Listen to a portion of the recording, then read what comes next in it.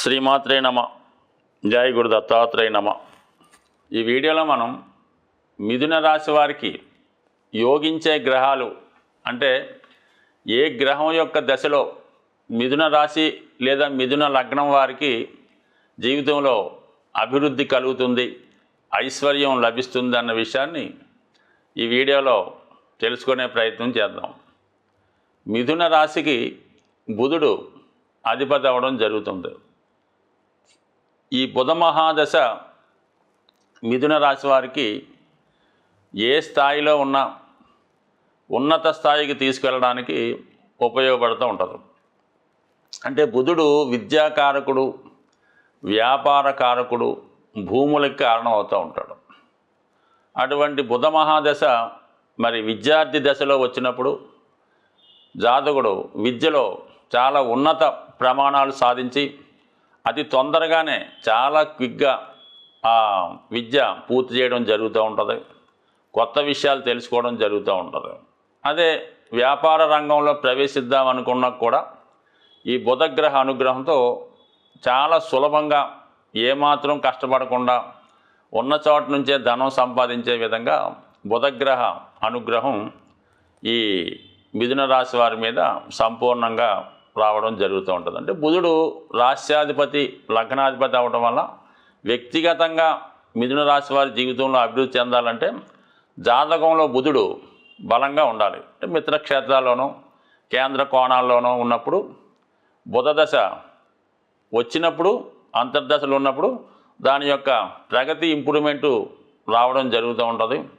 అలాగే జీవితంలో అతను ఏ ఉద్యోగం చేయాలన్నా, వ్యాపారం చేయాలన్నా, దేనికన్నా సరే బుధుడు ఇంపార్టెంట్ లీడ్ రోలు ఈ మిథున రాశి వారికి తీసుకోవడం జరుగుతూ ఉంటుంది. అంటే సాధారణంగా ఈ బుధుడు, శుక్రుడు, రవి ఈ మూడు గ్రహాలు ఇంచుమించుగా దగ్గరగా ప్రయాణిస్తూ ఉంటాయి. సో ఈ కారణం వల్ల ఏమవుతుందంటే ఈ బుధుడు సూర్యుడికి ఎంత దగ్గరగా ఉంటే, అంటే మరీ 1-2 డిగ్రీలు కాకుండా ఒక 4-5 డిగ్రీలు దూరంలో, 5-6 డిగ్రీల దూరంలో ఉన్నప్పుడు ఈ జాతకులకి చాలా విద్యలో బాగా రాణించగలుగుతూ ఉంటారు. అలాగే మంచి హోదా కలిగినటువంటి ఉద్యోగాన్ని చేయగలుగుతుంటారు. ఒక మంచి ఎపీరెన్సు, అలాగే మంచి సామర్థ్యం, ఒక కింగ్లాగా ఉండే అవకాశం ఉంటుంది. సో అదే ఈ బుధుడు, శుక్రుడు ఒకే రాశిలో ఉన్న దగ్గరగా ఓ 10-12 డిగ్రీలు అటు ఇటు ఉన్నప్పుడు కంపల్సరీగా జాతకుడు ఉన్నత విద్య, అంటే అప్పుడు పీజీ వరకు వెళ్ళడం జరుగుతూ ఉంటుంది. నిరంతరం అతని యొక్క విద్యని డెవలప్మెంట్ చేసుకోవడం జరుగుతూ ఉంటుంది. సో అందువలన ఏంటంటే ఈ మిథున రాశి వారికి బుధుడు కంపల్సరీగా బలవంతుడై ఉండాలి. అదృష్టవశాత్తు శుభుడై ఉన్న బుధమాదశ వస్తే ఆ 17 సంవత్సరాల్లో జీవితాంతానికి సరిపోయే ధనం సంపాదిస్తాడు. అంటే ధనం కాకుండా జ్ఞానాన్ని, విజ్ఞానాన్ని, దానికి సరిపడ్డ సంతోషాన్ని, ఆనందాన్ని, తృప్తిని ఇవ్వడం జరుగుతూ ఉంటుంది. అంటే ఒకటి ధనం ఉన్న తృప్తి ఉండదు, కానీ ఈ బుధగ్రహం అన్నీ ఇవ్వడం జరుగుతూ ఉంటుంది. దాని తర్వాత ఏంటంటే మరి రాశి వారికి శుక్రుడు యొక్క గ్రహం శుక్ర మహాదశ, అంటే ఎవరైనా జీవితంలో శుక్ర మహాదశ రావాలని కోరుకుంటారు.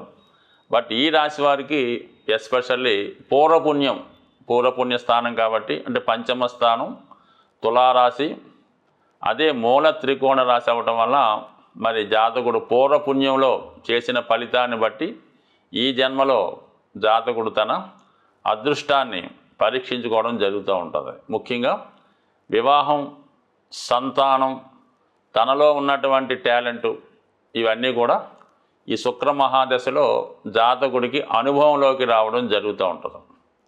అంటే జీవితంలో ధనాన్ని ఎవడన్నా సంపాదిస్తాడు, కానీ దాన్ని కొంతమంది మాత్రమే ఆ ధనాన్ని అనుభవించడం జరుగుతూ ఉంటుంది.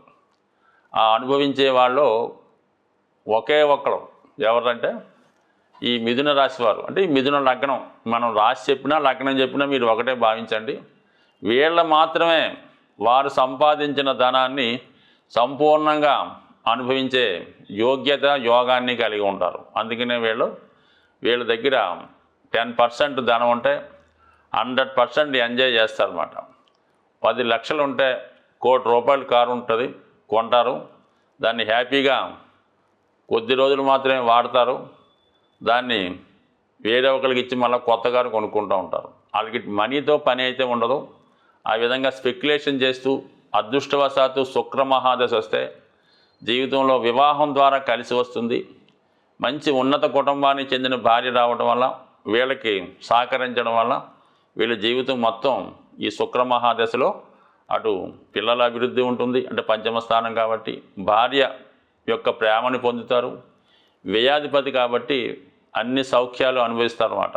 సో ఏదైనా ఈ శుక్ర మహాదశ జీవితంలో అంటే ఎవరికన్నా ఒకేసారి వస్తుంది. బట్ ఈ మిథున రాశి వారికి మరి ఏ సమయంలో వచ్చినా వారి అంటే ఎప్పుడు కూడా శుక్ర మహాదశ బాల్యంలో రాకూడదు, చదువుకునే టైంలో అసలు రాకూడదు, ఉద్యోగంలో కూడా రాకూడదు. 50 సంవత్సరాలు దాటిన తర్వాత, 60 సంవత్సరాలు దాటిన తర్వాత శుక్ర మహాదశ వస్తే మరి వాళ్ళ జీవితం చాలా హ్యాపీగా అప్పుడు రావాలన్నమాట. అంతేగాని చదువుకునే టైంలో యవ్వనంలో శుక్ర మహాదశ వచ్చిన పెద్ద ఏమి ఉపయోగం ఉండదు. ఆడు ఎలాగో అప్పుడు అనిపిస్తుంటాడు. జీవిత చివరి భాగంలోనే శుక్ర మహాదశ రావాలి. జీవిత ప్రారంభంలో అంటే ఎడ్యుకేషన్ టైంలో, ఉద్యోగం చేసే టైంలో శని మహాదశ రావాలి. అది కరెక్ట్గా ఉంటుంది. ఇప్పుడు ఈ బుధ శుక్రదశల తర్వాత ఈ రాశి వారికి యోగించే ఇంకొక గ్రహం శని భగవానుడు.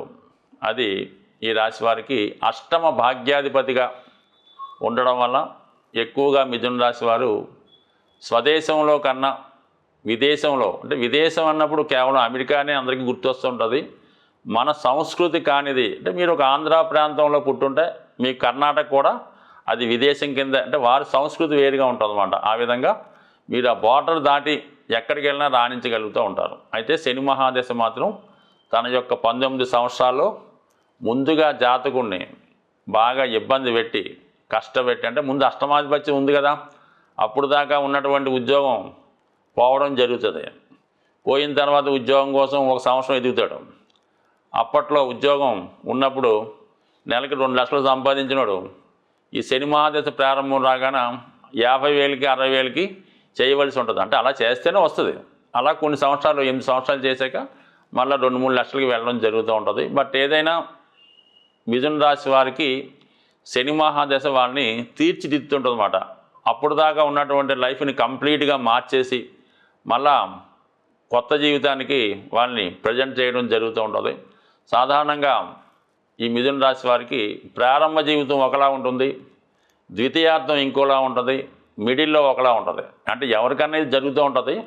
ఎస్పెషల్లీ మిథున రాశి వారికి ఈ విధమైనటువంటి అనుభవం రావడం జరుగుతూ ఉంటుంది. బట్ ఏదైనా శని మహాదశలో జీవితంలో వీళ్ళకి మంచి అనుభవాన్ని, మంచి గుణపాఠాన్ని, అలాగే మంచి అభివృద్ధిని కూడా ఇవ్వడం జరుగుతూ ఉంటుంది. ఫర్ ది సేమ్ టైం శని భగవాన్ ఉపయోగించడం వల్ల రాహు కూడా యోగిస్తాడు వీళ్ళకి. అంటే కేవలం రాహు భాగ్యాధిపతిగా ఉండడం వల్ల ఇప్పుడు విదేశంలో ఉన్నటువంటి మిథున రాశి, మిథున లగ్నం వారికి కేవలం రాహువే కారణం అవుతుంటాడు.